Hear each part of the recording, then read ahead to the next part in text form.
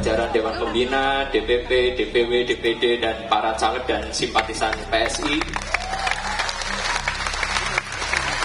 serta semua organ relawan Pak Presiden yang hadir di sini, ataupun yang menyaksikan secara langsung ini melalui TikTok, Facebook, maupun Instagram. Dengan jelas, Ketua Umum PSI yang juga putra bungsu Presiden Joko Widodo menyebutkan organ relawan Presiden yang hadir dalam deklarasi dukungan PSI untuk baca pres Prabowo Subianto. Pernyataan Kaisang ini menjadi sorotan di tengah kekhawatiran publik soal netralitas Presiden dalam Pilpres pasca putra sulungnya Gibran Rakabuming Raka resmi menjadi bakal cawapres Prabowo Subianto. Pesaing Prabowo, Ganjar Pranowo, justru yakin Presiden Jokowi tidak akan memanfaatkan kekuasaannya untuk berpihak pada salah satu calon. Ganjar juga yakin fasilitas negara tidak akan digunakan Jokowi untuk memenangkan Prabowo Gibran. Apakah tidak takut ada kekhawatiran fasilitas negara digunakan untuk mendukung Mas Gibran?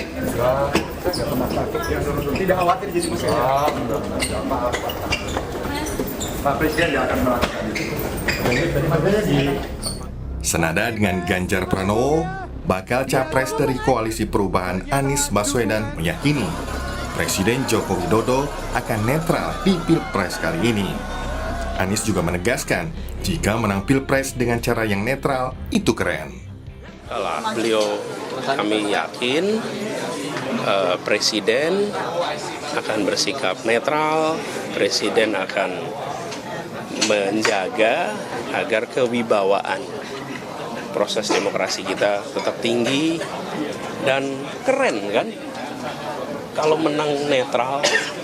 Ada kekhawatiran Mas Gibran akan menggunakan fasilitas pemerintahan? Rasanya enggak. Semua media nonton, semua rakyat nonton, betul nggak? Pengamat politik dari Carta Politika, Yunarto Wijaya mengingatkan, munculnya spekulasi soal Pilpres 2024 yang tidak netral pasca Gibran jadi bacawa pres Prabowo.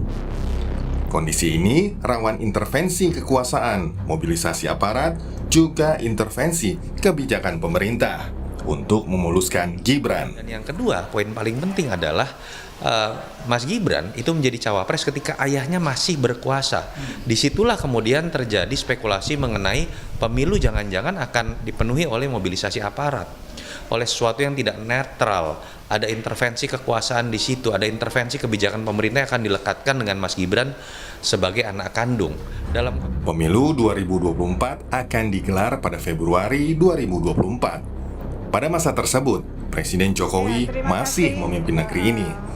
Harus ada komitmen bersama, tidak hanya dari Jokowi, tapi juga dari para calon yang bertarung untuk tidak menggunakan fasilitas negara serta melakukan intervensi kebijakan hanya demi memuluskan meraih kekuasaan. Tim Liputan